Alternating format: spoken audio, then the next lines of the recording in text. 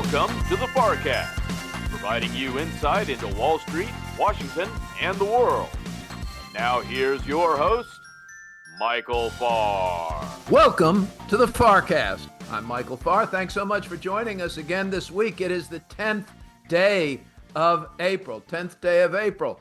You may hearken back, ladies and gentlemen, way back to April 9th, when the world changed on a tweet, turned on a dime, turned on a tweet. I think we got to start to say that. Do you turn on an X now? Do they still call them tweets? I don't know what to call this stuff anymore, but it turned awfully quickly.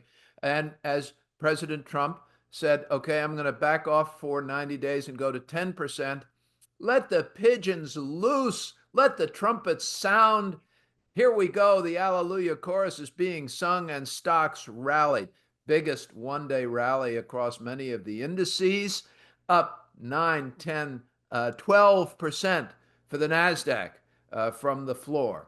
Now, things are a bit more muted this morning. We're still down about 13 or 14%. Yesterday's close is still 13, 14% lower than the highs reached in February, but it didn't feel like that, did it?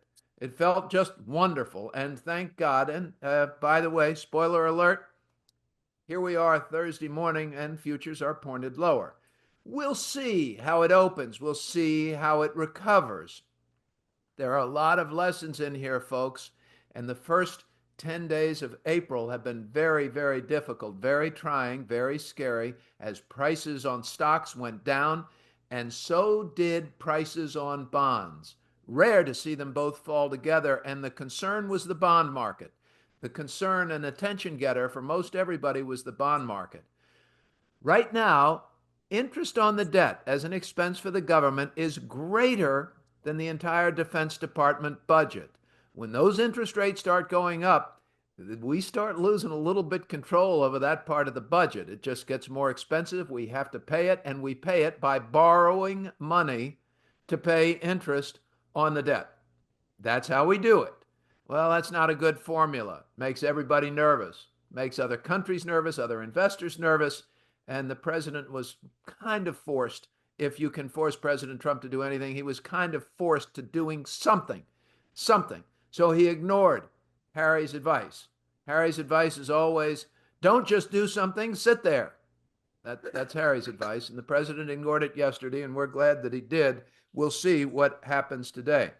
So I said that 10-year Treasury is a key rate that's the trouble indicator. Are we in trouble or are we not in trouble? Watch the 10-year Treasury. Long-term indicator is the price per barrel of oil. Price per barrel of oil. It is down $10 a barrel basically around the globe. It's a global commodity, and it is the barometer of future growth, of how the world is feeling about demand. Shipping, how much fuel are we going to use for shipping and global trade for the next year? You can see what's happening with trade wars, those numbers coming down, but it's also construction. It's also expansion. When China was expanding and going crazy, price of oil was pushing high. In 2008, between March and June, the price of oil went from $100 a barrel to almost $150 a barrel. A 50% increase in the price of a global commodity. So maybe the 10-point pullback this week has not been that big a deal, but I think it is in terms of expectations and sentiment. Expectations and sentiment. We're watching all of this, and here's my last word before we go to Jim Iuorio. My last word here is emotion is the foe of the long-term investor. Please don't make emotional decisions. And by the way, emotional decisions are those that are made out of fear or a sense of ebullience. It's just as risky to feel great. I promise. Any feeling about which carries you away is dangerous. You can't be carried away from the numbers, from the facts, and from your discipline. If you stick with the numbers, the history, and your discipline, you will get through this. Not easily, but you'll get through. Jim Iuorio is a partner at TJM Institutional Services, has been a trader on the floor of the Chicago Exchange forever, and he is the voice and face of that exchange also forever. Hey, Jim Iuorio, my great friend, welcome back. Thanks for having me, Michael. Man, you said So much interesting stuff. I would love for this interview to be about an hour because I have a lot of comments on those things. Where do you want to start with? Listen, I want to know first inquiring minds want to know, do you believe yesterday we're seeing futures back off this morning? Is this a normal pullback like you'd see a dead cat bounce if we really dropped? Is this letting a little air out of the balloon, or are we just going to reverse back down? What are you feeling in This Chicago? This is perfect. Let's start with that because the when you kind of dig in to a corrective phase. Now we can all agree, which at first I was a little skeptical of. We can all agree that the trigger for the corrective phase was the potential for a trade war. Okay, fine. Then the next level is that oftentimes selling begets selling. Picture it this way, and you know this more than anybody. So I'm not talking to you specifically. Then all of a sudden we get a rally like yesterday. There are real people who are like, I just wanted some strength to de-risk after 2 years of 25%, 25%, which by the way, on this show in December, we talked about rebalancing a portfolio when you have time to before you need to in the eye of the storm. So I think the I next love that. I love that. yeah. Do make your changes one when it's calm outside Hmm. before the hurricane starts. Don't go try to rearrange your lawn furniture in the middle of the hurricane, right? When it's Yeah. calm and you know you should go out and do your chores, that's when you do your chores. I'm sorry. That No, was just don't be really sorry at important. all because I love that. But yeah, I think that you have to be disciplined and rebalance. But the next leg down is more about de-risking and learning that there's risk.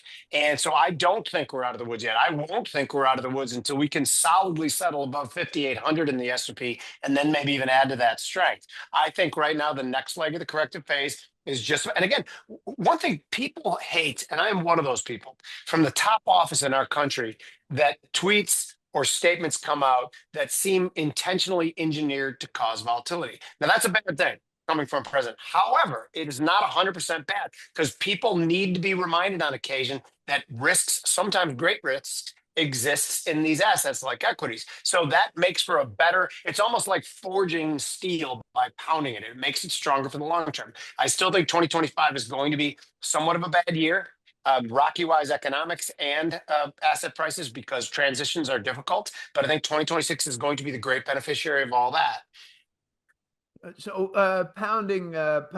forging steel Is that a real thing? Did I get that right? I was rolling. doesn't matter. We're going to go with it anyway. It Damn straight. doesn't Do you matter. pound steel to make it stronger? Is the question. Everybody Somebody's. nod your head.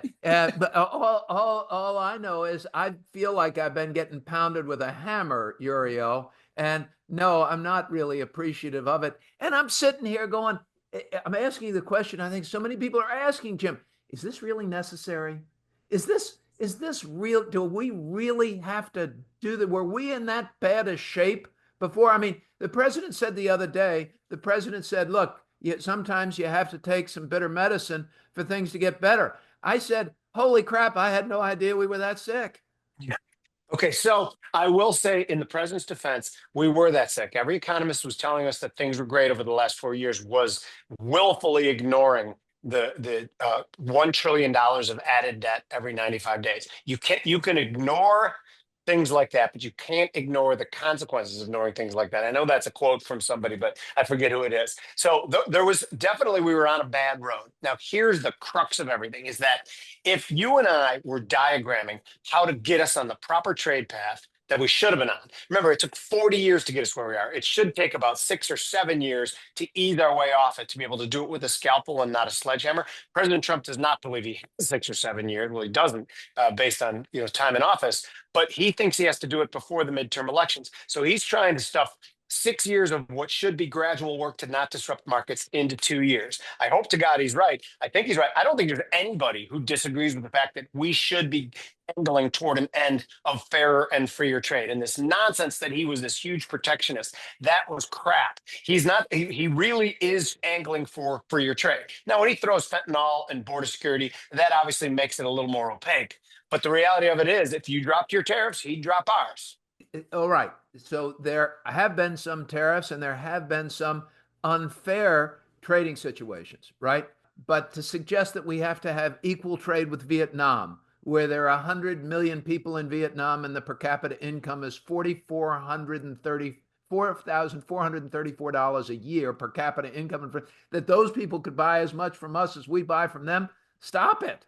I mean, No. it can't happen. I mean, and so some of the math is wrong, and yeah, this has taken a sledgehammer to a problem, and I don't think it's the main problem, Jim. I think that's a problem. The thing that's bugging me. Can I add something to that real Yeah. quick here before we get? So you mentioned Vietnam, which I think is an interesting thing. I think this is like an old Western where the first 70 people are gunned down and laying in the dusty street, but it was always angling for the final scene where it's the US versus China. And I think we're getting to that now. I don't think Donald Trump wants to hurt the economy of Vietnam one bit. I think he just wanted to be sweeping, wanted to kind of shroud his real desire, which is to make China come to the table and have a real deal. And by the way, it's not even just one country in China. It's realistically probably 60% one product in semiconductors. But then you throw in the whole Taiwan and how's that going to play out? And there's a couple different roads that could take, some of them good, some of them not. I'm not sure if I agree with you, but I am sure that that's damn little consolation to those 70 people dead in the dust They're dead in the before dust, before right? they get to before they get to the real fight. No, what I was going to say, I understand that there is a China problem, and getting to the China problem is important. They've been cheating us and abusing us for years. And by the way, it's not just us. They cheat and steal for everybody's technology. They don't respect property laws or copyright laws or anything. They steal and abuse, and they just keep going, and they thumb their nose at the world. So here we are taking on that fight. But the other major fight with this it's the $1 trillion deficit is still Social Security, Medicare, and Medicaid. And that's not a problem we're addressing or solving, and it can be addressed and it can be solved. And ladies and gentlemen, here you go. Here's the answer from Farr.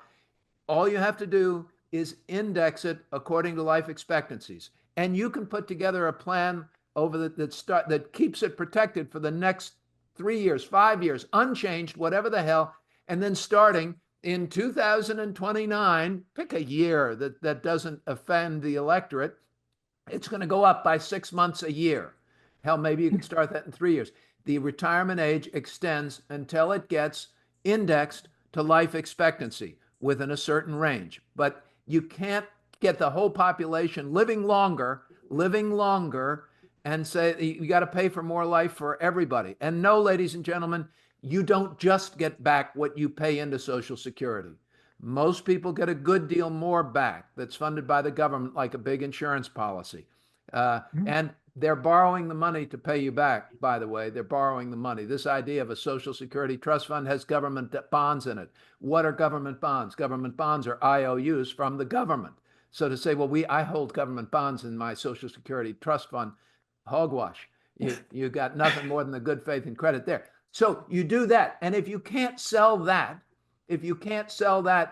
you lower the retirement age at the same time.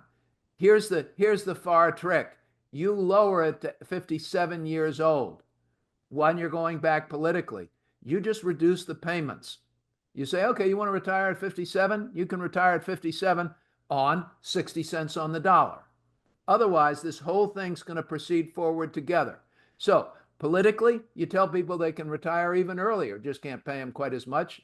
And by the way, they'll never get it. They'll never pay attention. And everybody who should not retire at 57 will, I promise.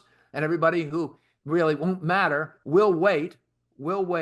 Everybody with money waits to 70 and a half or 71, whatever the hell that year is, where you get the maximum payment because they don't need the damn payment anyway. Sorry, Jim, there's my rant, but we're not addressing the main problem of our economy. Yeah, but the Social Security thing is fascinating too, and I've never once considered the idea of lowering the age at a reduced payment, and that's interesting. Let's go to the other thing real quick. We both know that when, and I might get some of the dates wrong too, it was the late 50s when Social Security was instituted, and the retirement age, full retirement age was put at exactly life expectancy. Like I think that at the time, life expectancy was 6 months longer. 6 months longer than life expectancy. Yeah. So when they diagrammed it, it was designed to support 6 months of retirement for old people who weren't living in the street in the aggregate. And now that's gone out to what, like 12 years? Well, no, probably not, because life expectancy has gone up as the age has gone up as well too. But it's like 7 or 8 years. This is a big difference. That's why I can't be afforded. If No, you it's and I were, 12 years. It's up at oh, 77 it is. years old, and it was 65. Yes, it's 12 Okay, years. so you and I, if we were president, we could do this real easily. We could institute what you said. We would agree on making the age back. I like your idea, but I need some to scrutinize a little bit better about the 57 defense budget. If all of a sudden we say to Europe, you got to cover a lot of your own defenses, that's going to free up for us not to spend as much. I know it's hard to cut the defense budget because a lot of those politicians are in the pockets of the defense contractors. Yes, that's true, and the healthcare. But that would be an easy cut too. Trump floated out telling the Defense Department they had to cut 8% of their budget. I think that's extremely reasonable. We can handle this crap in a second. And the USAID stuff, by the way, everyone's like, well, it's like throwing a deck chair off the Titanic because these numbers are so low. It's a culture. We should live in a country where you are scrutinized if you take a stapler home from the office if you're a federal government employee. And that's not what's happening. What those people do is start their NGOs and funnel $2 billion of our money to it so their brother-in-law can get paid. And that is the system we have to get rid of. But USAID does a lot of good around the world for the Sure. United States. I mean, they were doing some really good things. You look at this after this hurricane, after this earthquake in Myanmar, and China was there helping rebuild, and China was on the ground. Who knows exactly how many or how much, but they got enough TV time that they were the good guys, and the United States was a no-show. You win the hearts, and then all of a sudden you've built your political base, and that's what the U.S. has done for years. I mean, decades, economically. When in 2008 I went to Israel right after in the middle of the great financial crisis with Dr. Jeffrey Lacker, president of the Richmond Fed. I spoke at Hebrew University. We met with a former head of the Mossad, one of the scariest guys I've ever met with. Former head of the Mossad. You know what former means? It's like one of these our spooks saying, "Oh, I'm formerly with the agency." I used to be in the mob. Right? Yeah, Exactly. I used to be in the mob. Yeah, exactly. I'm sorry, I needed to speak Chicago. So I'm meeting with this guy, and he says, and he is scary, and he was so angry, and he said, America is so impressed with its military might, which is substantial, but there is nothing as substantial as your economic might.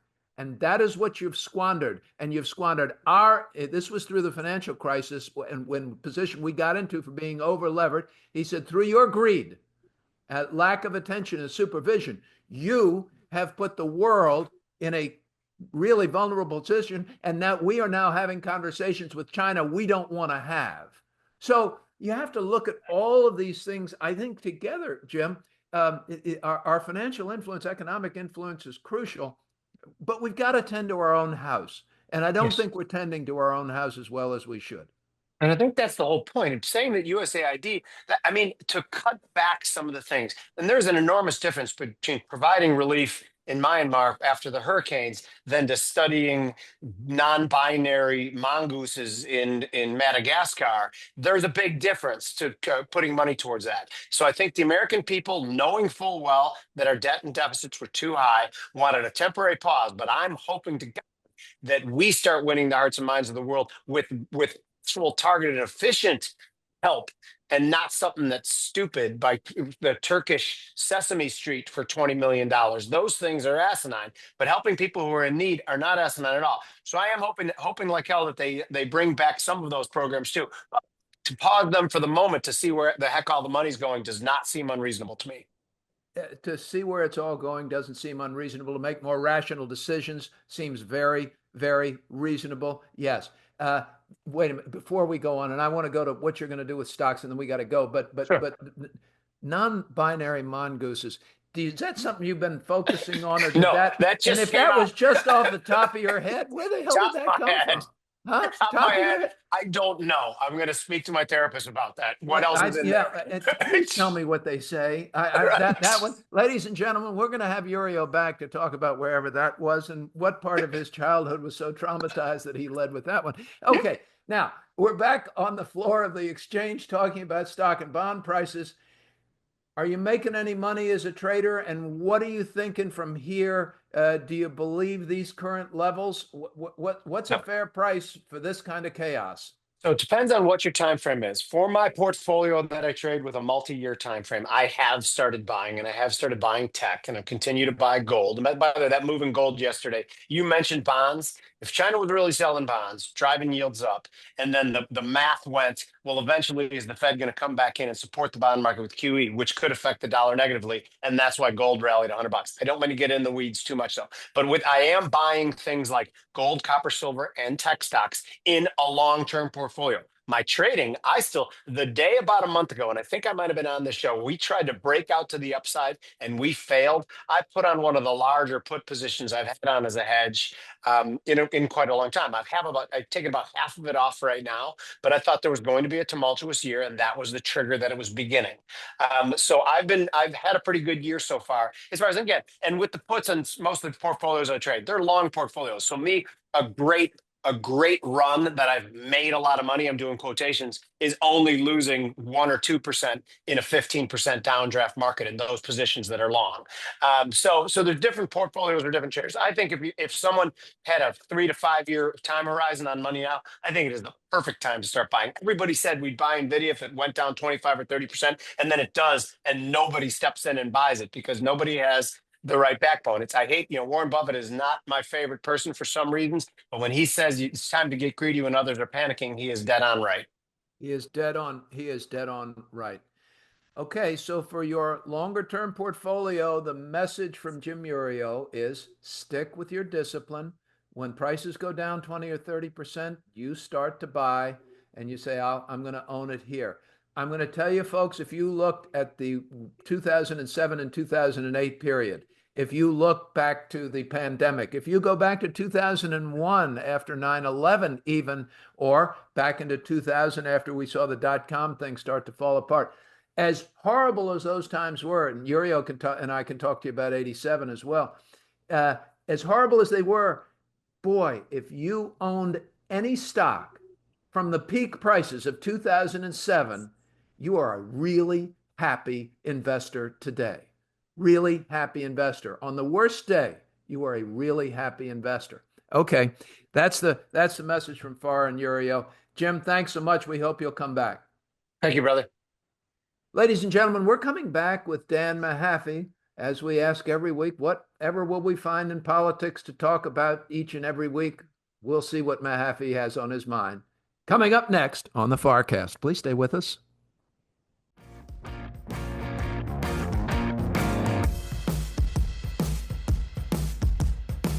Thanks for being with us this week. Now it's time to go to our political analyst, Dan Mahaffee, and your host, Michael Farr. Welcome back to the FarrCast. I'm Michael Farr. Joining me now, as he does every week, Dan Mahaffee, president of the Dr. Scholl Foundation, scholar at the Center for the Study of the Presidency and Congress, senior political analyst on the FarrCast, now halfway through season 8. Here we go, Dan. Dan, we saw the president change course, a pause on tariffs, well liked and loved by the stock market. And I heard a new narrative, Dan, and it was this. This was the president's plan all along.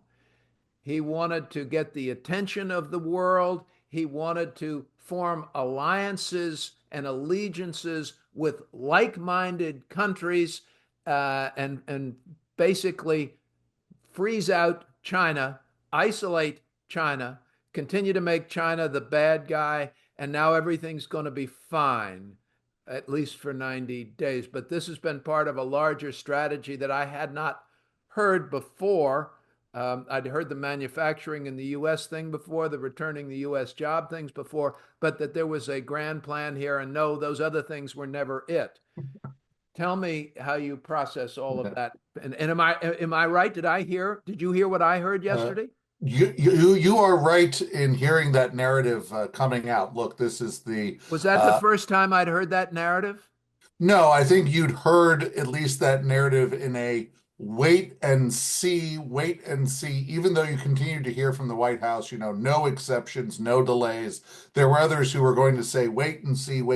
But I think, the question as we saw it unfold from the announcement on Liberation Day to now this 90-day pause, I think what you saw was what you often saw in the first term, where it was different advisors playing out different scenarios before the president.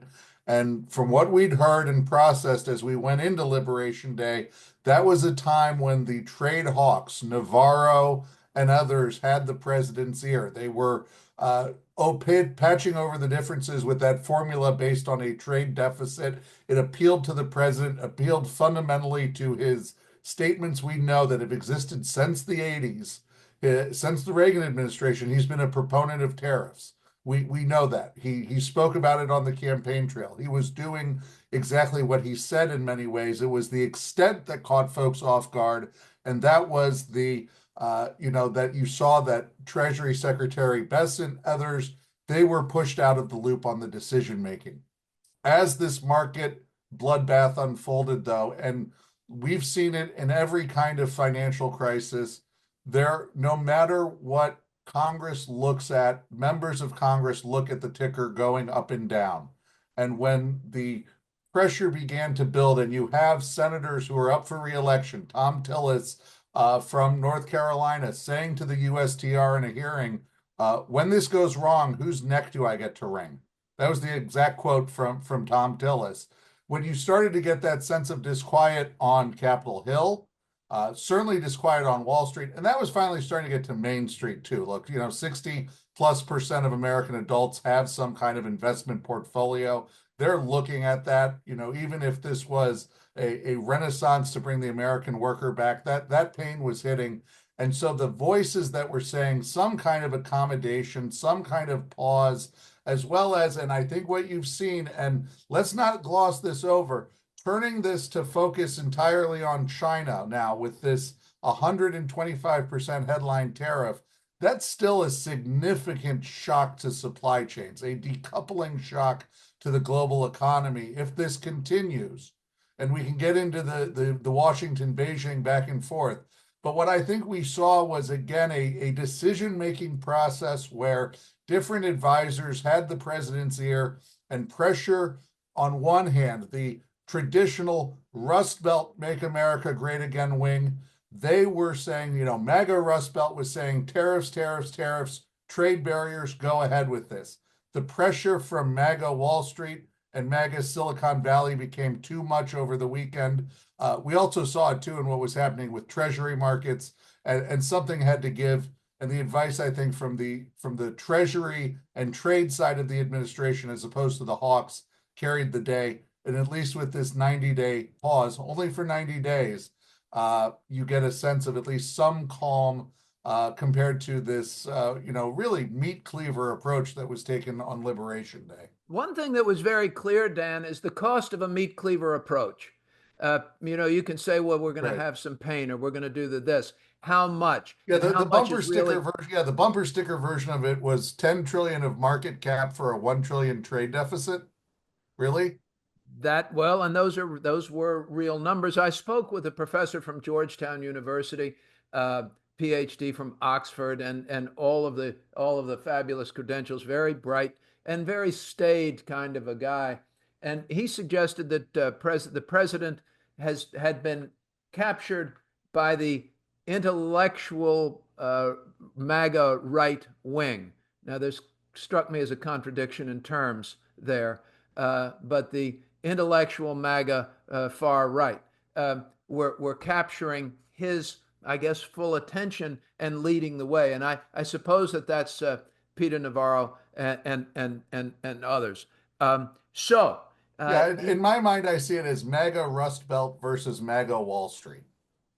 MAGA Rust Belt versus MAGA Wall Street. Okay. So did MAGA Wall Street win yesterday? Because a lot of this has been driven by the bond market. Dr. Jeffrey Lacker, former president of the Richmond Federal Reserve, coming up in segment 3. I want to talk to him about how compelling or concerning that increase in the 10-year yield really was in driving this move yesterday. Of course, he wasn't in the White House, but he can tell us the consequences of those rising yields. We know that the cost of the debt, servicing the debt, is already above the Defense Department budget, Yeah, and Michael, over $1 trillion a year. yeah, to Just to answer your service the question, debt. I don't think either side I would say is a win. It was that the MAGA Wall Street couldn't endure the pain that it is taking to get the benefits to MAGA Rust Belt in the way that MAGA Rust Belt wants them. Hard to see how they're going to get there. So what does this do now politically? There's still a tax bill that's trying to get through Capitol Hill that the president wants to get done. Right. Was the president able to recapture enough positive sentiment, enough positive energy, animal spirits to actually get and strengthen his position to get that tax bill done now? And can Yeah, it get look, done quickly? that's a good question. I think the problem on the tax bill side is that the momentum there is stalled not by tariff debate or anything like that. Although, look, they could be soon arguing that any economic hit from this requires the tax bill for the stimulus effect, that side. But the debate on the tax bill comes down to the debt recalcitrants and the ones who are really focused on how it's paid for. And I think that's where you see even more fracturing along questions of, do they restore a new top rate? Do they put in a 40% rate for millionaires? That's actually something now being discussed by House Republicans. So there's questions of pay-fors being debated because that's not really in the tariffs discussion. It's really coming down to the debt and deficit discussion. We're hearing that there are five no votes out there that don't want to go along with the tax bill for precisely that reason. They want to know how the math's going to work, and they're kind of insistent on it. Which everybody else is saying, well, don't be silly. Everybody needs to go along with this. Will this get passed, Dan? I think it ultimately does get passed because this is the agenda. This is it. If there's not this, it is nothing. But it is going to get a lot trickier because until you get the contours, and I think that's why they're trying to move on this, pin this down and stop adding stuff. It's sort of the metaphor of leaving on a road trip. Someone keeps trying to add something to the car when you're trying to get on the road. They want to get on the road because the more stuff you add to the car, the more you weigh it down and the more you worry when the next gas stop is. Isolating China is a good thing, is a bad thing. China's prepared to fight to the end. Okay, there's a scary word when you've got 1.2 billion people, but your economy isn't all that strong. Your economy's gotten weaker over the past couple of years. And I remind everybody of my favorite line, no margin, no mission. You don't have an economy. You don't have anything. You've got to keep your economy sound. By the way, President Trump, we need to keep this economy sound, sir. It allows us to do everything else. And I know you're trying to repair. I know you're trying to repair the deficit. I know you want to get us to a surplus. But maybe we have to be a bit careful with that sledgehammer you're swinging. I agree on your goals, but boy, this has been a very difficult period for average Americans. And of course, the most vulnerable among us are the ones who are going to suffer most. Rich people just get pissed during times like this because they can't afford what they have to afford and they have to pay more taxes. Stock portfolios go down and they're unhappy. They're not skipping meals. They're not going to peanut butter and jelly. They're not having to make real lifestyle changes. So we need to be very mindful of those folks who really are suffering during times like this. So tell me, Dan, China, what are we doing with China? This is one of your areas of expertise. Yeah. How long do we got? Yeah, right. 2 minutes. 2 minutes. One, this is, if the next struggle between the US and China is an economic one, this is the start of the economic Cold War. I don't know which side thinks they can blink as we're going towards this.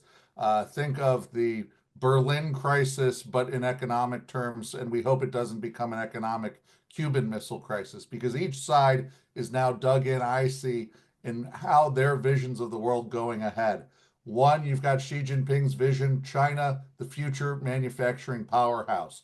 These policies that Trump is putting forward are designed to basically go against that strategy, a complete and total pushback against that. And I think either side can't be seen as the first to blink. So I'm going to be watching to see who are the interlocutors. Is it former officials? Is it some of the business leaders that President Trump knows well, who also have ties to Beijing. What kind of dialogue is there going on? Because neither side can be seen, I think, publicly as the first to blink on this. You just gave me two really bad options. You just gave me a you know, Cold War for a trade war, cold trade war, something like that, and or a Bay of Pigs version of that, much more drastic, severe, and off our coast. Both of them suck, Dan. Are you telling me that this is where we are and this is what we've got to do going forward? I mean, is there a way out and around or not? Well, there is the question of what is the contour of the deal that President Trump wants, and is there any way that there is overlap? I don't know what the accommodation is or what the contours of that deal are. So for those of us who, the solutions between this, the solutions for this probably lie between the ears of Mr. Trump and Mr. Xi. And when we figure that out and start to see the contours of that, we're just going to have to deal with the volatility and tension until then. You're talking like there's a pretty well thought strategy down to tactics. Sounds like even on both sides, from the U.S. and from China. Do you believe that? Because there seems to be a lot of there's a strong sense, I think, in the markets that there's a lot of throwing spaghetti against the wall here. Look, I'm very curious as to what the administration's China strategy truly is. We hear things about it. We hear about questions of what the deal is, but we're not seeing the actual dialogue between officials in any, strong capacity right now. On the Chinese side, I think it's what they've processed from the first Trump term. We're seeing a lot less of the pushback directly against the United States. And what they're trying to do is paint the United States as the destabilizing country, not China. Well, and they're trying to paint it. Will that be effective? And what happens with Russia? What happens with Philippines? Does China, once they kind of dig in against us, do they start supplying more support to Russia? Do they start kind of harassing the Philippines where we have an obligation to support the Philippines? Do we have more near miss fighter jets going across and going at each other as these sorts of economic tensions increase? Oh, we certainly see all of that. We see, one of the things over the past week I've kept an eye on too. We're moving incredible amounts of equipment and B-2 bombers to Diego Garcia in the Yes, Indian why? Ocean. Very strategic near the Persian Gulf, near Iran. We've stepped up strikes against the Houthis. The tensions with Iran, and I think moving the military pieces in place because there is that deadline for negotiations with Tehran. I think all of that is trying to put pressure there. You even hear rumors, and this is chessboard type stuff, is the U.S. military moving back into, believe it or not, rumors of moving back into Afghanistan. Do you hear stories like this and think, is it focused on Iran? Or are these positions taken, in future signaling towards China and Russia? Ultimately, what you see behind the scenes, China, Russia, North Korea, Iran, all working together in ways that really push against us economically, behind the scenes, terrorism, destabilizing forces, and ultimately in military cooperation. Ultimately, in military cooperation. Um, I'm not sure that I understand the clear answer there, Dan. It sounds like you think the tensions, at least with China, are expected to increase further, and it would not be a shock to you if there was an encounter between U.S. and Chinese jets. Oh, Um, look, I see there's these encounters with the Coast Guard's jets, and certainly more of those tensions. What I see is the way that China, Iran, and Russia, they're working together in ways we see that cooperation. But the question of our resources, if we're deploying them to places like Afghanistan, the Middle East, Diego Garcia, do we have the resources as well? Should there be a confrontation with China? The issue of working against all these threats together means even with our near $1 trillion defense budgets, we are spread very thin. The to metaphor I would get to is that, it's like you're spreading something very thin and you keep poking it in different spots with a needle and you're wondering where's going to break. Is there a good outcome? I think the good outcome is that the good outcome is that this somehow gets the allies, Trump, others working together in ways to confront these threats, that the message of allies having to do more mobilizes them to bring more capabilities to face this, as I say, as we're spread thin. But a lot of short-term threats are facing us when that's a longer term shift in how we burden share across the world. So I'm just very worried that you have these flashpoints around the world, and one of them at any moment could go off. Dan Mahaffee is president of the Dr. Scholl Foundation, a scholar at the Washington think tank, the Center for the Study of the Presidency and Congress. Thank you very much, Dan, and we'll be back next week with you. Ladies and gentlemen, coming up, Dr. Jeffrey Lacker, former president of the Federal Reserve Bank of Richmond. When we come back on the FarrCast, please stay with us. Michael Farr and the FarrCast are proud to support Heroes, Inc. Heroes supports the spouses and children of law enforcement officers and firefighters who gave their lives in the line of duty to the greater Washington, D.C. community. Their singular goal is to honor the supreme sacrifice made by these individuals by caring for their families. Heroes' work begins within 24 hours of the tragic loss and continues indefinitely. We invite you to learn more about Heroes' mission at heroes.org. We hope that you will consider supporting Heroes as they endeavor to honor those who protect us. That's heroes.org. Heroes, here for you, here for good. And now, back to the FarrCast and your host, Michael Farr.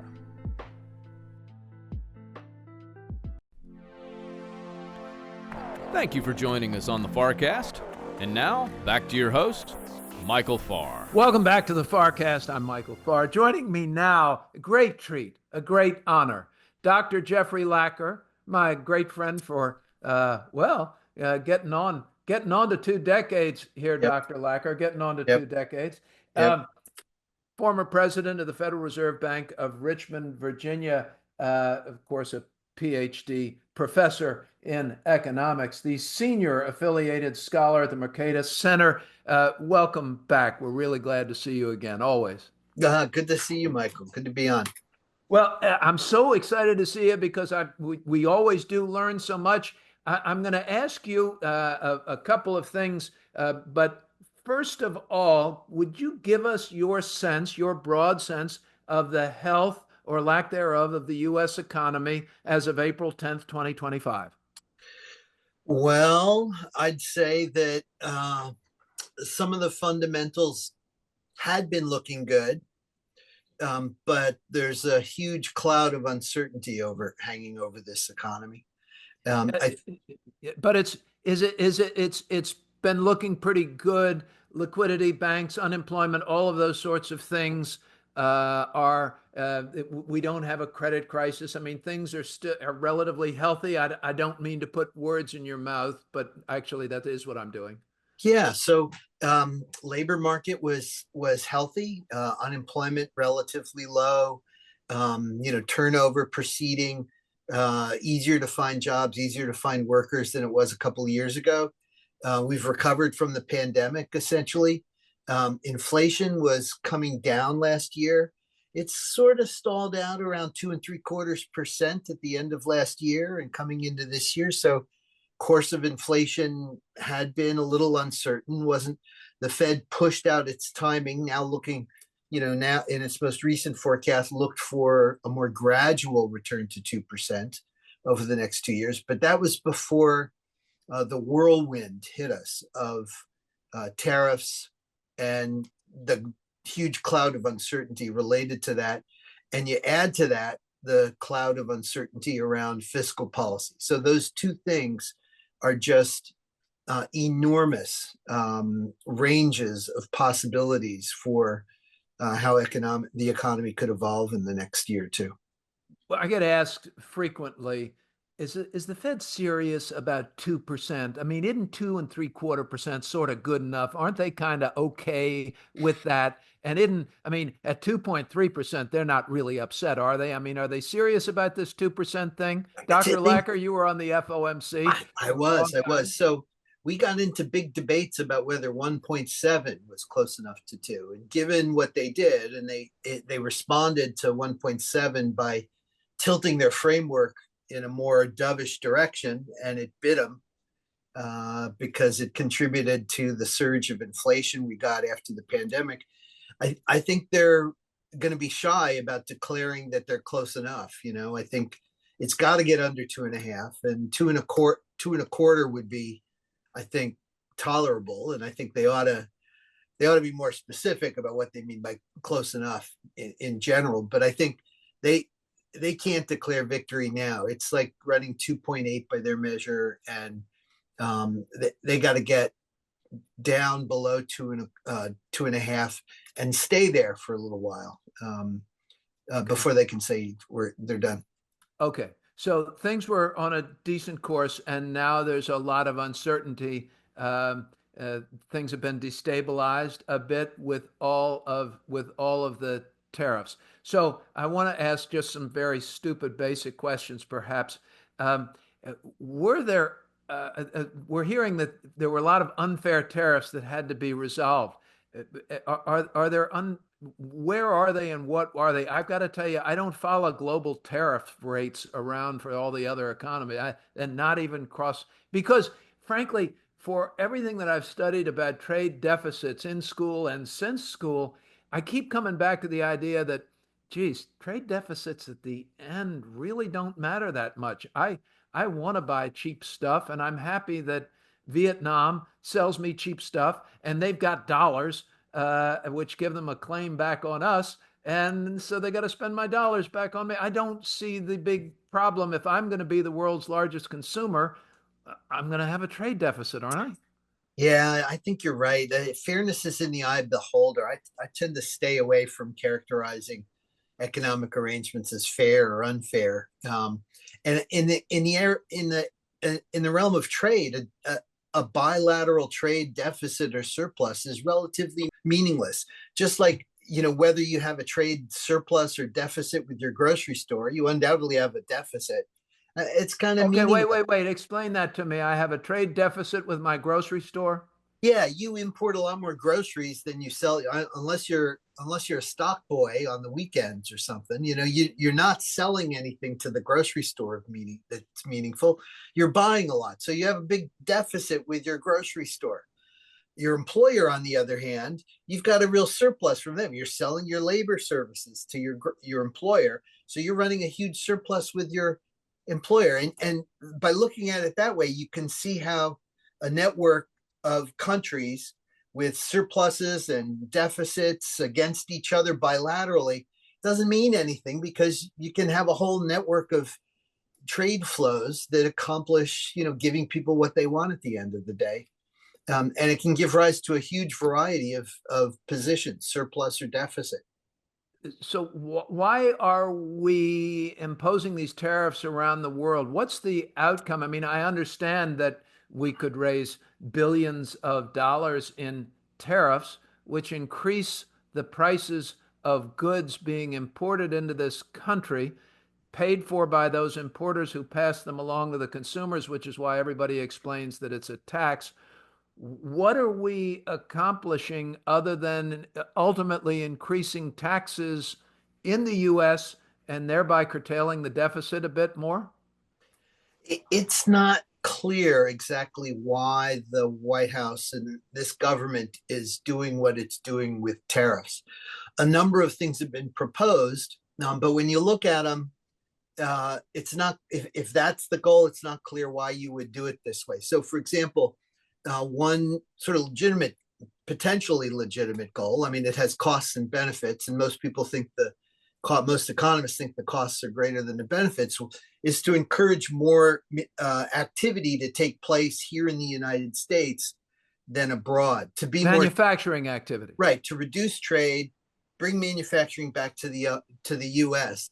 But if you're going to do that, you'd want to put in place a permanent tariff regime that was stable, that firms could count on when they make their investment decisions. They have to build plants. It takes 3 to 5 years to get up and running with all the permitting and everything. And they need to know something's in place. And the way to do that would be to go to Congress. Plus,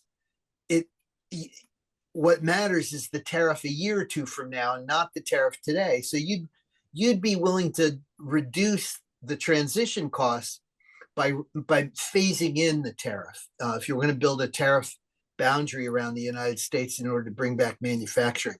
On top of that, there aren't that many manufacturing jobs, and when you when you put up tariffs, there's all these intermediate inputs into manufacturing, and you make them more expensive. So, if you put tariffs on steel and aluminum, that makes it more expensive in the United States rather than less to manufacture here. So you got to be more targeted in where your tariffs hit, and they're not doing that either. So that doesn't seem to be, while that's a rationale that's advanced, that doesn't seem to be the guiding principle behind the design of these. As we fight through this, Jeff, what is this? What do you think this means for simple interest rates? We saw, I believe, the spookiest thing that may have spooked the administration yesterday was the sharp spike in yield on the 10-year Treasury. We know that debt service now is larger than the Defense Department budget. Just service on the debt, we're over $1 trillion a year now to service the debt. Those interest rates go up, the price of debt service goes up, and that can start its own spiral. So where does this, if we kind of continue with some version of this policy through year end, what happens to that yield on the 10-year Treasury over the course of the next year? And where does the Fed end up on rates? Well, a number of factors are pointing in the direction of higher bond yields. First, to the extent that tariffs do go in place in a sizable magnitude, it's going to mean even China's alone. This is still a big. You can say we're letting the rest of the world maybe off the hook, but what's going on with China, one of our biggest trading partners, the second largest economy in the world? That's a big deal, is it not? It's a big deal, right? And there's still the 10% on everybody else too. So, what's in place now, even with the rollback, even if that pause stays in place for a while, is pretty substantial hit. To the extent that it pushes inflation up, and the Fed's going to have to react with higher short-term interest rates. So the markets kind of expect a recession that induces the Fed to cut. But remember that the interest rate that matters for monetary policy is the real inflation-adjusted interest rate. So if inflation goes up, the Fed has to raise rates just to keep monetary policy stance from changing any. On top of that, you've got a huge fiscal impetus coming, a huge amount, much more borrowing than is on the books now. And that's going to put upward pressure on yields. Why do I have that much more borrowing coming? Well, if the fiscal legislation Republicans are talking about in Congress gets passed. You mean the tax cuts?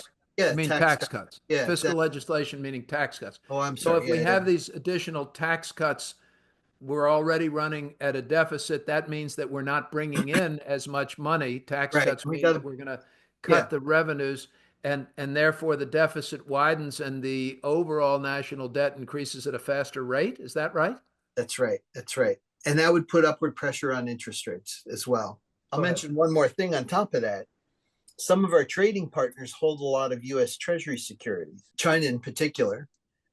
And if both countries are going around looking for all the tools they can to influence the behavior of the other, the one you might be worried about is that China sells all its treasuries and puts their money in euros or some other store of value.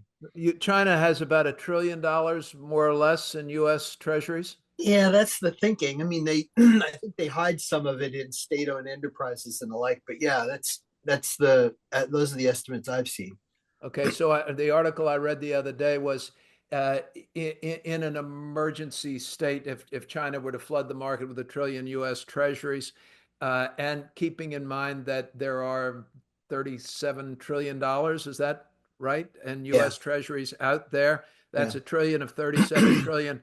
The Federal Reserve, which has shrunk its balance sheet, could step in and buy that $1 trillion pretty quickly in order to provide stability to markets. Could they not? They could, but they of course they'd buy it by uh, creating bank reserves Yes. for the banking system. The banking system would have to absorb those reserves, so it doesn't completely solve the question of how the market adjusts to that that shift. You're saying it would it would push yields higher, kind of no matter what. There'd be upward pressure on yields one way or another. Is there a world where you see yield on the 10-year treasury um, below 4% in a year? It seems unlikely to me. I mean, I haven't looked at the options pricing, but yeah, it seems unlikely to me. Okay. If you're the president of one of the regional Federal Reserve banks, or a Fed governor sitting on the open market committee, what does it feel like when you and monetary policy are trying and focused on your two goals of full employment and price stability? Those are the two mandates for the Fed, ladies and gentlemen. Uh, and you feel like the fiscal side, so there's fiscal policy and monetary policy. What if it feels like you're not just fighting inflation and all of these other things, but you're also fighting the fiscal side of the house that wants to lower taxes at a time when you're trying to fight inflation? How does that feel? And what tensions does it create? It's a tough situation for the Fed to be in. I mean, in normal times, they've got an outlook for growth, and they're worried about investment demand. Is business investment spending going to slide down or go up? Is consumer spending going to decline or accelerate? But here you've got these huge, just a huge range of possibilities about what could come out of Washington. On the tariff side, we could be where we are now. They could be lower than this, could be way higher than this, apparently. On the fiscal side, it looks like a really narrow path they have to pass what they intend to pass, but there's a huge range of possibilities for how much spending cuts come with this, and so the range of possibilities on the fiscal policy side are large. At the same time, the Fed knows it's in the crosshairs, and it could get blamed for doing something that seems to unpack or unwind or offset the effect of what is coming out of Washington. So, for example, a tax cut package that stimulates growth, right? That would add to inflation unless the Fed offsets it. So, if the Fed offsets the effect of inflation, to some extent, it's offsetting the effect on growth too. And so the Fed sees and is acutely aware of the fact that a number of things it could do to further its mandate of keeping inflation low and stable could leave it open to being criticized for thwarting the objectives of the administration and Congress. President Trump was pushing the Fed earlier this week. It seems like a lot longer ago than that, but earlier this week, pushing the Fed to ease. They should be easing. Mm-hmm. They should be easing, and at a time when the inflationary data might be looking a little bit tighter and less stable. We've seen President Trump and other presidents, he's not alone in this, call out the chairman of the Fed to do something with monetary policy that perhaps the chairman of the Fed didn't see was in keeping with their two mandates, the Fed being apolitical. There was a big exception to that in the 1970s when Richard Nixon went to the then chairman of the Fed, Arthur Burns, as Nixon was facing re-election, and said, I want easy monetary policy. And Arthur Burns complied, thereby ruining his reputation and legacy and creating the runaway inflation many economists suggest that we saw in the 1970s in the double digits. Am I getting anything wrong with that story? Is there a lesson? And what happens when Jay Powell's term expires in a year? It's a really good question. So the story with Burns was one of ruthless pressure by Nixon. He had his aides float false rumors that Burns was asking for a salary increase at a time when wage and price controls were in place. He made anti-Semitic remarks behind his back on the Nixon tapes. He cajoled him in late 71 and early 72 into cutting rates in order to get the economy moving going into his reelection in 72. Then price controls came off in 73 and inflation went from 3% to 12% in about 12 months. So it was a disaster. But Burns was complicit. He wanted to be intimately involved in the White House's economic policy deliberations. And that's not the arrangement now. Fed chairmen do not sit in the White House, go to the White House, brief the president, hash things out with their economic advisors. And so I think the Fed is now in a position to have a much thicker skin. And I know Jay Powell does. I think tweets, they just slide like water off the back of a duck. I mean, they just tune it out. It's just noise to them. If there's some concrete threats going on behind the scenes, that's another matter. But I don't see what form that would take. And for a year now, for the next year or so, while Jay Powell remains in office as Fed chairman, we can expect, I guess you're saying, him to hold the line. And he will. I've known Jay for a long time, and I certainly agree. This guy, he is not the most exciting guy in the world, but he could be one of the more stubborn guys. And I mean, you get him to dig in, and damn, he's dug in. So what happens when President Trump gets to appoint a new chairman of the Fed in 13, 14 months? He appoints a new chairman of the Fed, and we find out who he wants to be in the Fed in that seat. What happens when that's Peter Navarro? You think the latest market downdraft was a big deal? It would be worse than that, I think. I think that presidents are always constrained by the need to put someone in the Fed chair seat who's credible to financial markets, maintaining that sense that, yes, somebody there is like an adult, is reliable, is predictable. You can count on their word, and they understand it, they get it, they understand what they're doing. That's really important in the Fed seat, and it constrains presidents' choices again and again. So I'm sorry, Jeff. Do you think President Trump really feels constrained? I can hear President Trump saying markets will see as credible whoever I tell them is credible, and if they need me to tell them 10 times that he's really, really credible, I'll do that. But that didn't work with the tariffs, right? I mean, he said the tariffs are credible, and he said, I don't care if markets go down a little bit, but in the end, the behavior of markets forced him to change course and to pause. Does that make you hopeful? Yeah. I mean, at the end of the day, he did respond to markets. He kept trying to tough it out, saying, no, I'm not going to respond. But in the end, he did. Okay, final question. Odds of recession over the next 12 months in the U.S.? I'd put him at 60%. 60%.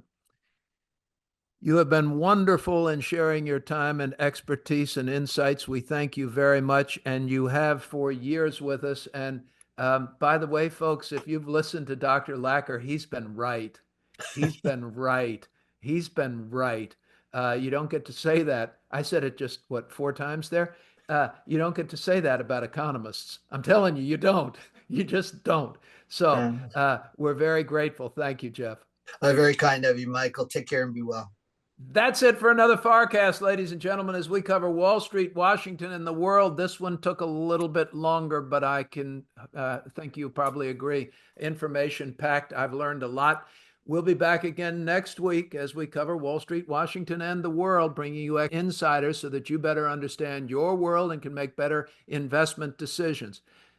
Discipline, dispassion, a focus on the long term will see you through to that sunnier shore. If you need help, give me a call.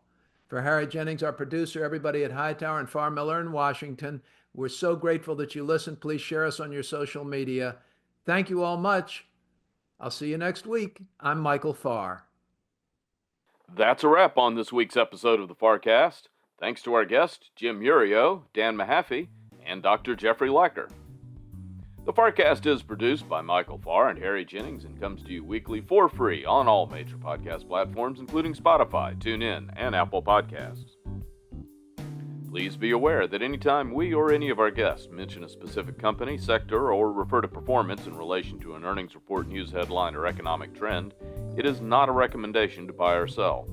Review the risks and rewards of any investment with your financial advisor for what specific investment and general strategy is appropriate for you before you make any investment decision.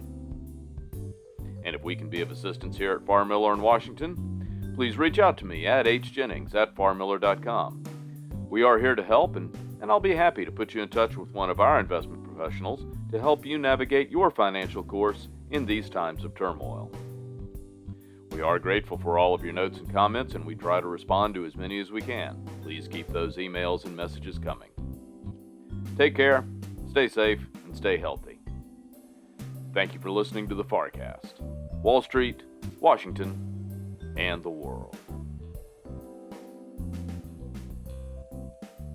Farr Miller in Washington is a group comprised of investment professionals registered with Hightower Advisors, LLC, an SEC-registered investment advisor.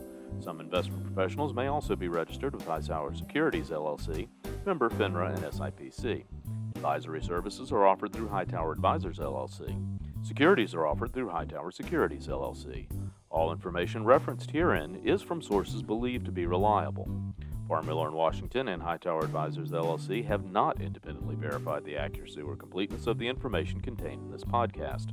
Farr Miller in Washington and Hightower Advisors, LLC and any of its affiliates make no representations or warranties, expressed or implied, as to the accuracy or completeness of the information or for statements or errors or omissions or results obtained from the use of this information. Farr Miller in Washington and Hightower Advisors, LLC and any of its affiliates assume no liability for any action made or taken in reliance on or relating in any way to the information. This podcast and the materials contained herein were created for informational purposes only. The opinions expressed are solely those of the authors and do not represent those of Hightower Advisors, LLC or any of its affiliates. Farr Miller in Washington and Hightower Advisors, LLC or any of its affiliates do not provide tax or legal advice.